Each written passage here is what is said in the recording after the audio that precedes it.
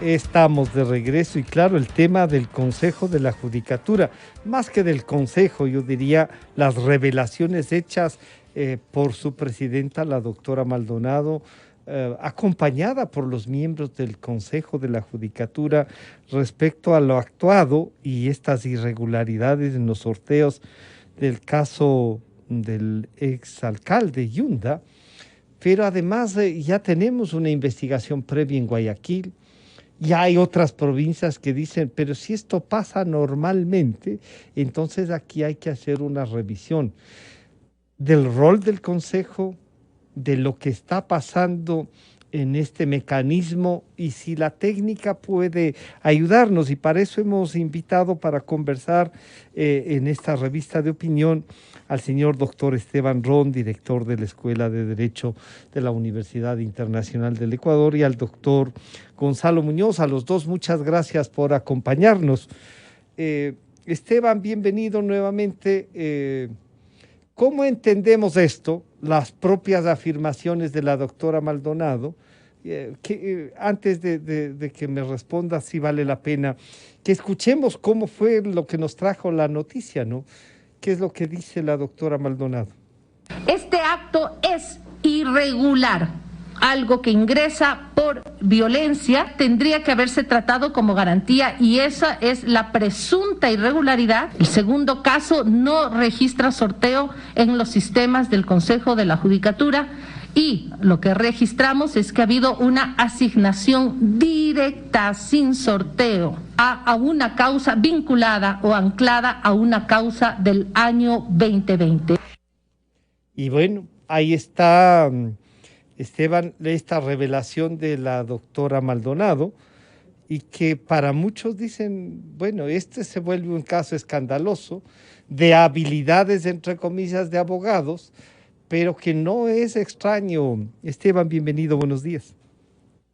Muy buenos días, Francisco. Un saludo cordial a la audiencia que nos escucha y a Gonzalo Muñoz, siempre un gusto compartir con él este tipo de espacio. Las afirmaciones de la doctora Maldonado en este sentido son bastante graves. En primer lugar, yo creo que van a tener consecuencias de dos tipos. La primera es una develación de un tema de corrupción ya estructural dentro de la función judicial, porque no es la primera vez, como usted bien lo señalaba en un inicio, que existen alteraciones a los sorteos de las causas judiciales. Entonces, este tipo de actos o este tipo de vulneraciones al normal de curso del trámite administrativo de sorteo definitivamente tiene una finalidad, definitivamente tiene un móvil y definitivamente busca tener un resultado. Por lo tanto, una vulneración integral, como le decía, a todo el sistema de sorteos, es que esto está enraizado. Lo que pasa es que ahora se vuelve evidente en virtud de una causa que varios actores de la opinión pública estamos siguiendo. Sí. Por una causa en específico, estimado Francisco, por el caso de Jorge Yunda. Y porque el caso de Jorge Yunda, lo que ha sucedido es que está tan controvertido no solo dentro de la justicia ordinaria, sino también lo fue dentro del Consejo Metropolitano y lo fue dentro del Tribunal Contencioso Electoral, que se evidenció que esta situación se estaba dando dentro del Consejo de la Judicatura. Existían previamente rumores respecto de sorteos arreglados y que se tenía alteraciones al sistema de sorteos o que se hacían sorteos manuales o se hacían los sorteos o se no se hacían y se dirigían los sorteos en las horas. Porque en la segunda parte lo que dice la doctora se dirigían, es, exactamente. No hay una constancia de que, sino que se dirigió directamente a un juez, el señor juez Soto.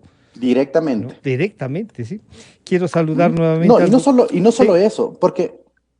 Sí, adelante. No, solo para terminar y proseguir. No solo el tema del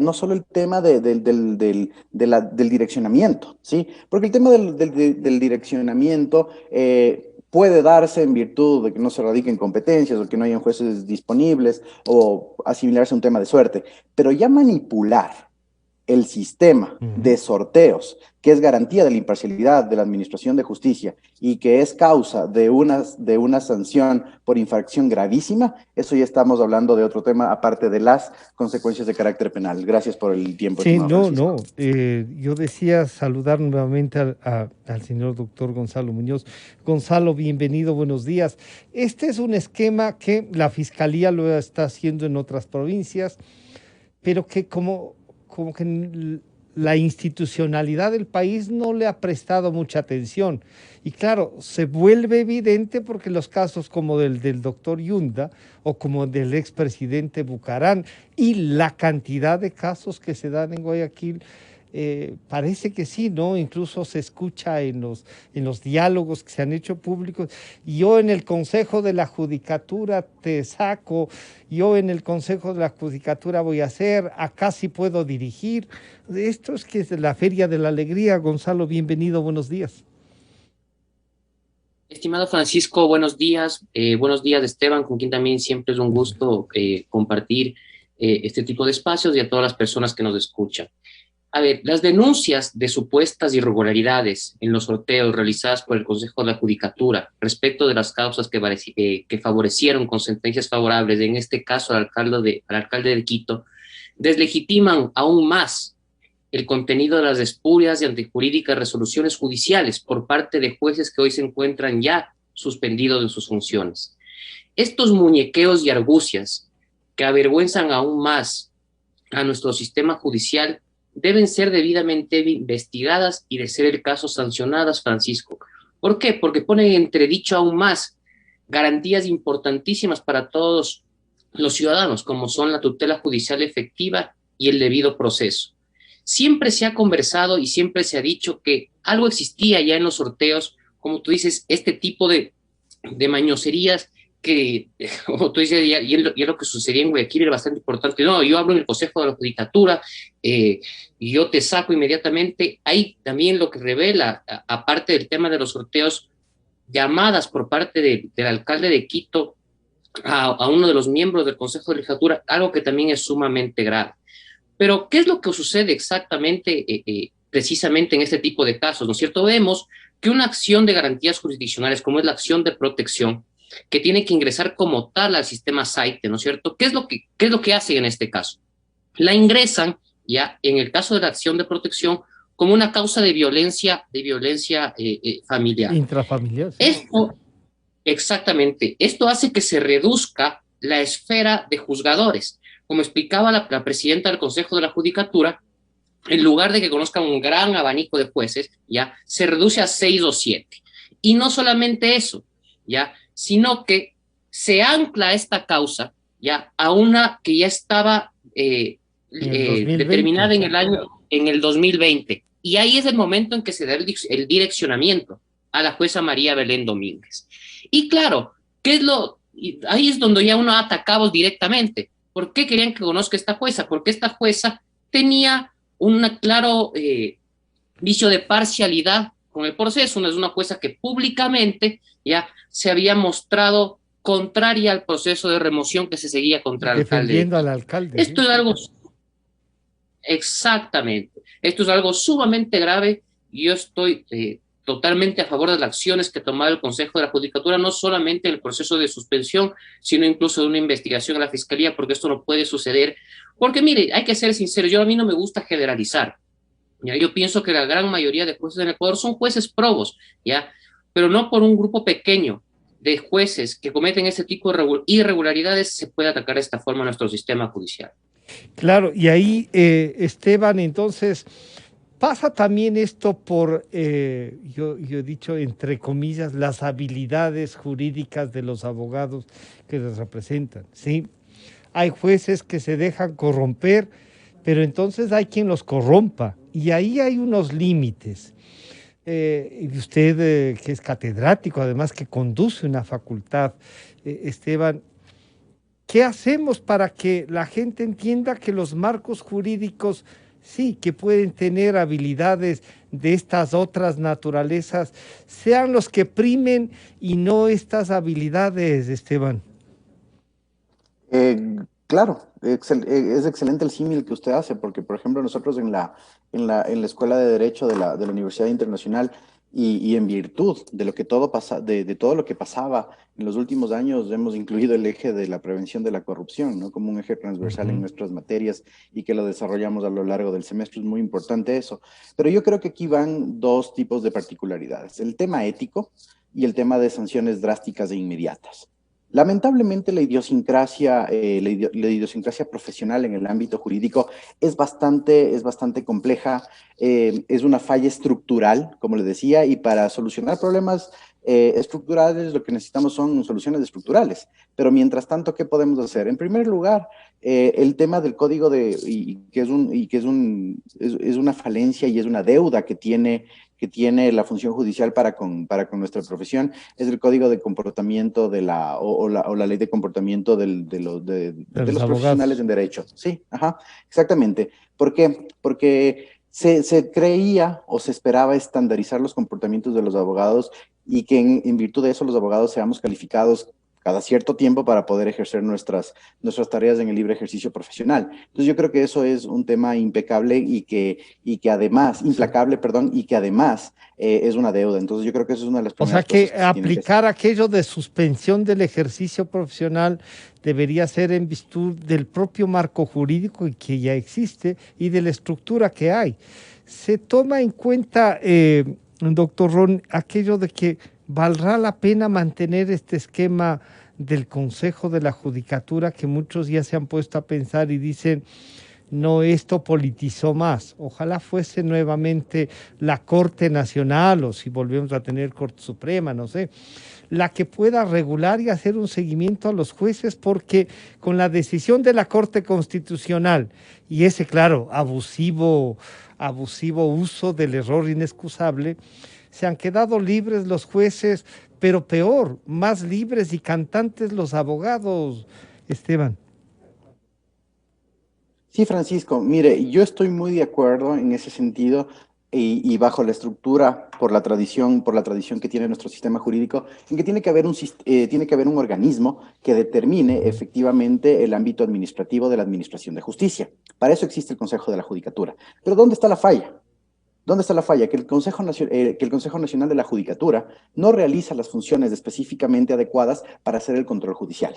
Por dos motivos. La primera es la desnaturalización de las funciones, como usted dice, o la politización de las funciones. ¿Por qué? Ujú. Porque se llega a este Consejo de la Judicatura a través de un concurso de oposición y méritos que no es lo suficientemente adecuado. Siempre he compartido yo la idea, estimado Francisco, en virtud de la cual para ser funcionario del Consejo Nacional de la Judicatura se tienen que tener los mismos requisitos para ser juez de la Corte Nacional de Justicia, la Corte Constitucional o inclusive el Tribunal Contencioso Electoral, que son las altas cortes del país, más labores administrativas en específico y demostrar probidad notoria en este tema.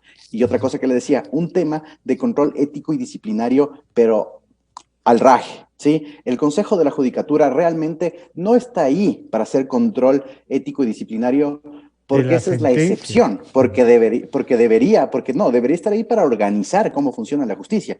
Esa es la excepción. Pero debido al problema estructural, el Consejo de la Judicatura tiene que reaccionar, cambiarse las funciones, no digo reformas de la ley ni nada por el estilo, porque eso trabaría más el proceso, pero reestructurarse al interno y hacer que el control disciplinario de jueces, tribunales, administradores y operadores de justicia sea con un control in situ y no ex post.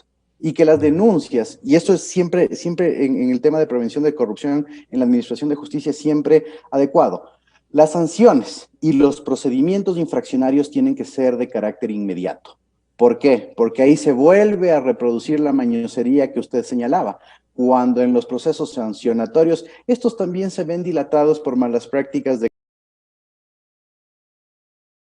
procesos expeditos de conocimiento, sancionatorios y con sanciones drásticas y que por poco se aplique casi todo lo que tiene que ver con las infracciones gravísimas, perdón, que termina el Código Orgánico de la Función Judicial, se va a lograr algo con el ejemplo realizarlo. Y otra cosa, en este caso en específico, y debido a que ya se presentó la denuncia a la Fiscalía General del Estado, los tipos penales que se pueden aplicar son varios: tráfico de influencias, cohecho, asociación ilícita, etcétera, ¿no es cierto? Pero la Fiscalía también y el Consejo Nacional de la Judicatura en una actividad colaborativa deberían empezar con esto, realizarlo lo más rápido. ¿Por qué? Porque en este tipo de casos se predica con el ejemplo. Una vez Claro. sancionado un juez, en virtud de un caso político y de tanta trascendencia, creo que por lo menos algo se va a realizar, estimado Francisco. Claro, ya hemos ganado bastante, diría yo, Gonzalo, si es que claro, al publicitar y al llevar al debate lo que ha estado pasando en la judicatura, Sí, es verdad que hay muchos jueces y mucha gente honorable en el sistema de justicia ecuatoriana, pero parece que los que conducen, los que hacen el seguimiento, forman parte de otra banda que responde a la banda política. Y eso es lo que hay que ayudar a terminar. Y ahí va también aquello del rol y cómo se ha de estructurar. ¿Vale la pena mantener el Consejo de la Judicatura? ¿Vale la pena volver a la tradición de que sea la Corte Nacional o Suprema la que pueda administrarse? Pero alguna autoridad ha de hacer seguimiento a jueces y funcionarios como a abogados, Gonzalo.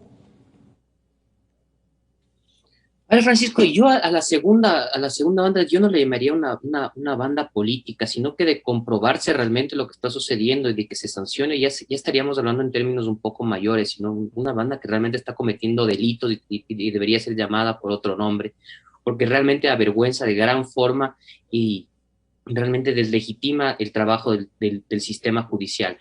Que en lo que respecta al tema sancionatorio, nosotros tenemos que recordar una cosa. En las reformas realizadas al Código Orgánico de la Función Judicial, me parece que fue hace el año pasado, hace 2 años, ¿qué fue lo que sucedió en base a la sentencia de la Corte Constitucional, ¿no es cierto? El tema del error inexcusable fue retirado de la competencia del Consejo Nacional de la Judicatura y pasó, exactamente, y pasó esa competencia ¿a quién? ¿Ya? Al ámbito jurisdiccional. Es decir, que si bien tiene ciertas competencias en el ámbito, exactamente, es un juez de mayor grado, es quien tiene la competencia para sancionar por error inexcusable ya a los jueces de menor instancia. Yo, siendo muy sincero, me parece a mí una potestad lógica. ¿Por qué? Porque como bien mencionaba Esteban, se desnaturalizó el error inexcusable al interior del Consejo de la Judicatura. ¿Ya? Se presentó para el uso y abuso de esta figura yo no quisiera decir tan delicada, ¿ya? Y me parece bien que esa depuración que podría darse mediante el error inexcusable se realice al interior de la propia función jurisdiccional. Pero ahí viene otra duda, Gonzalo. Un juez de nivel superior, o sea, para uno de la localidad, como en este caso el que estamos tratando, sería el de la Corte Provincial.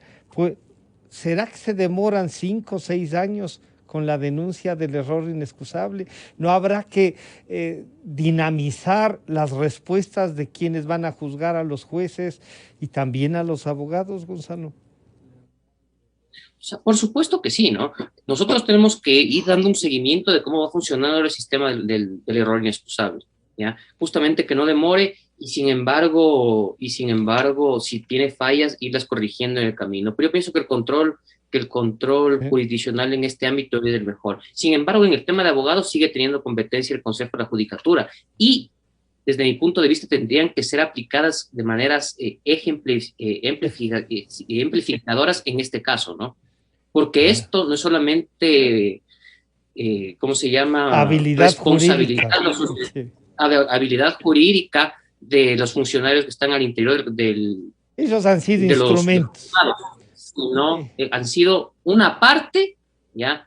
De la operación, ¿ya? Pero la otra parte todavía falta por ver. Y ahí definitivamente están profesionales del derecho también, ¿ya? Entonces es muy importante a tener en cuenta. Y como tú decías, aquí se ha puesto ya en debate, y eso es muy importante porque ha saltado a la luz pública para mal, ¿ya? Todo lo que está ocurriendo en sorteos. Y esto es porque es un caso público. Pero ¿qué sucede en los demás? ¿Qué sucede en casos donde no es un caso que tiene que salir a la luz pública o que no es del interés público?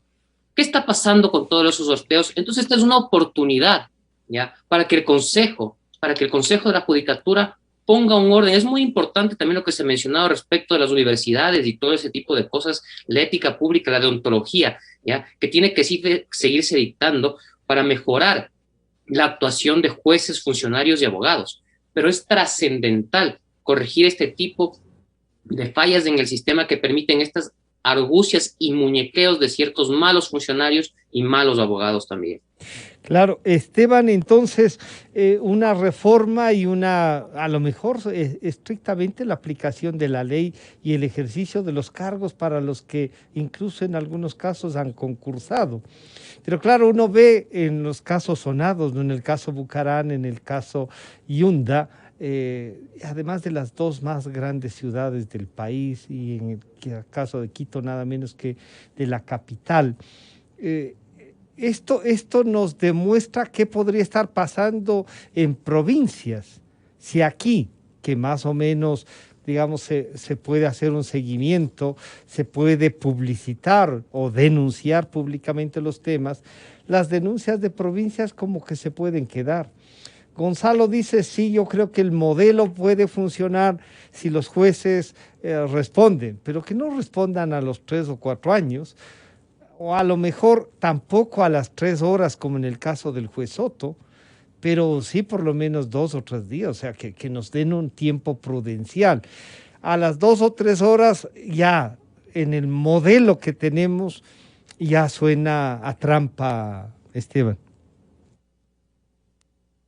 El problema que nosotros tenemos en el Ecuador y que nuevamente lo hemos naturalizado es el tema del congestionamiento de la actividad jurisdiccional. Ujú.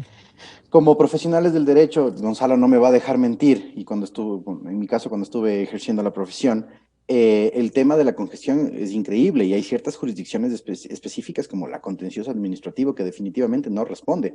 Hay un colapso. Y esto se debe a un fenómeno, estimado Francisco, que es la hiperjudicialización de problemas Todo, sociales. Ese es el fenómeno, nos encanta ¿sí? judicializar todo, sí. Todo. Y ahora quieren no Así solo es, la judicializar, sino hiperjudicialización. en el caso nuestro de la libertad de expresión, todo quieren penalizar, no solo judicializar.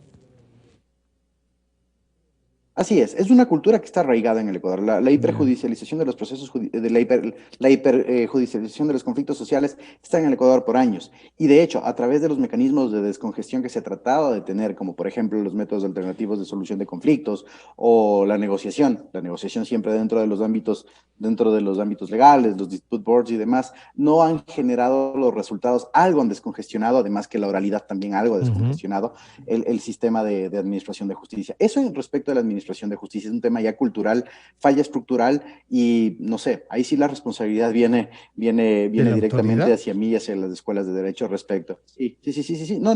De Allá la de la educación, formación. realmente, ¿no? Sí, las El tema, universidades sí, de tienen, la formación. sí, sí. Sí, Tienen tenemos una una gran responsabilidad. responsabilidad en ese sentido. Una gran responsabilidad y créame que está siendo atendida. Pero de ahí el tema que usted plantea respecto y que Gonzalo acertadamente lo hizo respecto de la adecuación de la figura del error inexcusable, lamentablemente en virtud de la hiperjudicialización y en virtud de la tardanza que tiene el sistema de administración de justicia, no nos va a dar una respuesta temprana, adecuada sí, pero no temprana. Yo creo muchísimo en la facultad sancionatoria en el ámbito administrativo, ¿sí? Y ya Gonzalo lo señaló, y yo también lo señalé en entrevistas en otros medios de comunicación, esta oportunidad es inigualable. En este momento, ¿sí? Como se dice en un coloquialismo, se alinearon los astros para que el Estado, en su concepción más amplia, y no digo gobierno, el Estado pueda accionar mecanismos de control administrativo de carácter disciplinario. Es algo durísimo de ejecutar, es algo durísimo de ejecutar, Sí. pero si es que esto se hace a manera de reproducción territorial, que es el término técnico, y se lo hacen las grandes capitales, se puede dar un efecto Por lo menos ejemplificador en las otras provincias. que tengan Créame miedo. una cosa,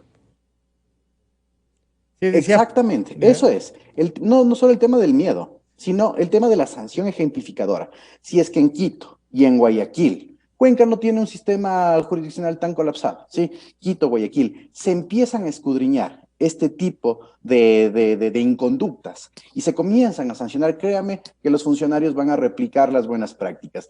El tema en primer lugar es desarticular esta red, porque definitivamente, ya Gonzalo lo dice, es una red.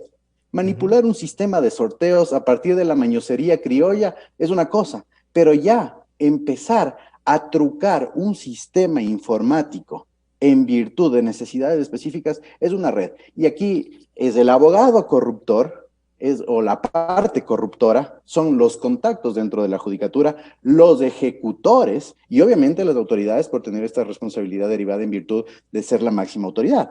Pero tienen que empezar a sacar los cables, a desentrañar en dónde está e iniciar con los procesos judiciales en el ámbito penal. Hay varios tipos penales, como decía, que se podrían aplicar y predicar con el ejemplo. Yo, como le decía, estimado Francisco, para terminar la idea, yo sí creo en el control disciplinario y sancionatorio administrativo, ¿sí? La desarticulación de este tipo de bandas y el Consejo de la Judicatura tiene la oportunidad, porque el Código Orgánico de la Función Judicial así lo determina, puede destituir a todos los funcionarios involucrados en esta red, no solo en Quito, también en Guayaquil, en Cuenca. Yo le digo, actuemos por las grandes capitales de provincia, por lo menos actuemos desde ahí en un inicio. Se procede el tema ejemplificador y las personas tendrán que ser removidas de sus cargos, ¿no? E iniciados los procesos penales. Claro, pero ahí viene un tema, voluntad personal y política, que también es muy importante. Claro, y esa voluntad personal y política, Gonzalo, que nos recuerda Esteban, puede pasar porque entonces la autoridad que ejerza esa voluntad política y administrativa no tenga compromisos y no haya hecho llamadas también a los jueces para que el error inexcusable se convierta no en error, sino en una decisión. Y se ha hecho populismo jurídico en ese sentido. Vemos abogados usando todos los instrumentos para que, por ejemplo, no se den audiencias, para que no se concreten. Todo esto tenemos que enfrentar, ya no solo la banda, sino que también esto ha derivado en un comportamiento profesional, tanto de los que ejercen el cargo como de los que litigan, Gonzalo. Por supuesto, Francisco. Ahora que se han evidenciado y se han realizado estas denuncias, también hay que esperar que sea la oportunidad para que se corrijan otro tipo de lo que yo quiero llamar ciertas anomalías también, como por ejemplo lo que denomino el favoritismo procesal. Ciertos abogados, ciertos ciudadanos tienen causas, por ejemplo, represadas en ciertos juzgados, en todo nivel, juzgados, cortes provinciales, cortes nacionales de justicias, incluso en la misma Corte Constitucional del Ecuador, y uno puede ver con gran sorpresa que uno teniendo ciertos casos, ciertas causas que llevan gran tiempo esperando que sean resueltas, o en el caso de la Corte Constitucional, a la espera de admisión, ¿ya? Ingresan causas que tienen 2 o 3 meses ahí y son resueltas con mayor celeridad. Entonces, ¿por qué es esto? ¿Por qué son resueltas con tanta celeridad mientras otras tienen grande tiempo esperando? ¿A qué se debe ese favoritismo? Eso tampoco, si bien no estamos hablando de un acto ilegal, considero que no es correcto. ¿Por qué ese favoritismo judicial? ¿Qué pasa ahí? ¿Por qué mayor interés en lugar de resolver las que están represadas, se resuelvan estas mucho más rápido? ¿Cuál es el interés? Eso tampoco está bien. Pero entonces, Gonzalo, ahí hay una reflexión que me permito hacer. Y yo decía el otro día que los jueces deben también considerar para resolver las causas estas de interés público, sin lugar a dudas, no en 3 horas, ¿sí? No, pero las de interés público que puede estar en juego como lo está en el caso de Quito. La administración y la postración de la ciudad no pueden demorarse 2 o 3 años hasta que se termine el periodo del doctor Yunda, ¿no es cierto? O sea, favoritismo no, y en causas comunes, pero tampoco espera de 8 o 10 años para la ejecución de una sentencia, ¿no? Francisco, ahí coincido 100% contigo. Causas de interés general, de interés nacional o que generan conmoción social no pueden dilatarse bajo ningún concepto. Lo que yo estoy refiriéndome en este momento son causas de interés común. Entonces, ahí pasamos de castaño claro a castaño oscuro. Ahí son otras cosas. Causas de interés nacional no pueden tener o no pueden estar no pueden estar en la fila de todos. Sí, no podría. No pueden estar en la fila de todos. A lo que yo me refiero son causas de interés común que deben tener la misma sí, deben estar en las filas. Sí, no, yo he seguido casos. Esta Corte Constitucional debo reconocer así, ha actuado, pero también he visto que las sentencias de la propia Corte Constitucional a veces chocan con su ejecución y están ahí y están ahí como sentencias, ¿no? No he visto todavía que alguno se arriesgue a destituir un juez, por ejemplo, por no ejecutar una sentencia de la Corte Constitucional o a una autoridad. Cosa que yo creo que va siendo hora, como dice Esteban, de que sí, no es fácil y tiene peso, estamos hablando de personas también, pero los que han puesto su derecho en las manos de los jueces también son personas a las que se les está atropellando los derechos. Les pido en esta última reflexión, entonces, Esteban y Gonzalo, que nos digan, ¿la salida es la aplicación de la ley estrictamente, Esteban? La salida, estimado Gonzalo, estimado Francisco, es un tema es un tema integral, como les decía, a problemas estructurales, soluciones estructurales, pero tampoco podemos ser utópicos. Sí, hay que también poner ese cable a tierra. La salida en este momento no es la aplicación estricta de la ley, porque la ley ha estado ahí respecto de este tipo de casos hace rato. Sí, el Código Orgánico de la Función Judicial está desde el 2009 vigente. ¿Sí? Yo creo que la salida en este momento es la voluntad personal, política, administrativa de quienes tienen la oportunidad de cambiar, en este caso, Consejo de la Judicatura. Y tienen que desmembrarse de ese tipo de vinculaciones de carácter político, de la deuda política con la que llegaron a los cargos, y empezar con la aplicación de las facultades sancionatorias en el ámbito administrativo para que se produzca el proceso ejemplificativo de este tipo de sanciones. Eso inmediatamente, esa es la solución inmediata. De ahí viene la corresponsabilidad social. ¿Qué es la corresponsabilidad social? En la que nos involucramos, Gonzalo, usted, Francisco, mi persona, y todos nuestros espectros. Gonzalo, y en mi caso, los espectros profesionales en el ámbito jurídico. En su caso, el espectro profesional como comunicador. En mi caso también, nuevamente, en el tema académico, por ejemplo, en la Universidad Internacional del Ecuador. Entonces, tratar de irradiar ese espectro de la ética pública que ya señaló Gonzalo, ese espectro de la deontología jurídica, y también, yo creo que en cierto modo, la temerosidad a las sanciones en el caso de incumplimiento de este otro tipo de conductas. Entonces, la solución es integral. Al momento, para lo que tenemos, sanciones administrativas con la y generar una política pública para que se pueda establecer al menos una estabilidad en el ámbito jurisdiccional que dé un paliativo para que nosotros, como profesionales en derecho, Gonzalo, el mío, usted como comunicador, y en general la gente vuelva a creer en la justicia. Porque si no creemos en la propia justicia, si no creemos nosotros mismos en la propia justicia, la desnaturalizamos y no tenemos sociedad. Justamente el triángulo básico de Hobbes. Así es. Gonzalo, el mensaje final. Muchas gracias, Francisco. Muchas gracias, Esteban. Simplemente coincidir con lo que dice Esteban. Esto es una salida inmediata para todo lo que se está presentando. Necesitamos algo integral. Lo que ha hecho el Consejo de la Judicatura considero 100% positivo, poner lo que se llama despenalizar el debate, evidenciar lo que está sucediendo y una forma de enviar un mensaje, porque ahorita lo que tenemos que nosotros enviar a la sociedad es un mensaje claro de que esto no puede volver a suceder, es poner sanciones ejemplificadoras a quienes hacen estos argucias con el sistema judicial. Con eso se tiene que empezar, enviar el mensaje de que no pueden volver a repetirse estos hechos de corrupción gravísimos en nuestro sistema y que no se va a dejar piedra sobre piedra en este sentido. Con eso empezar, y de ahí sí comprometernos a todos a depurar este sistema, a corregir todas sus fallas para que las personas inescrupulosas, en este caso, no vuelvan a utilizar para sus intereses particulares. Y bien, yo creo que esto es posible y se debería hacer. Quiero agradecer al doctor Esteban Ron, director de la Escuela de Derecho de la Universidad Internacional del Ecuador, y al doctor Gonzalo Muñoz, jurista. Gracias a los dos por acompañarnos. Estaremos en contacto entonces.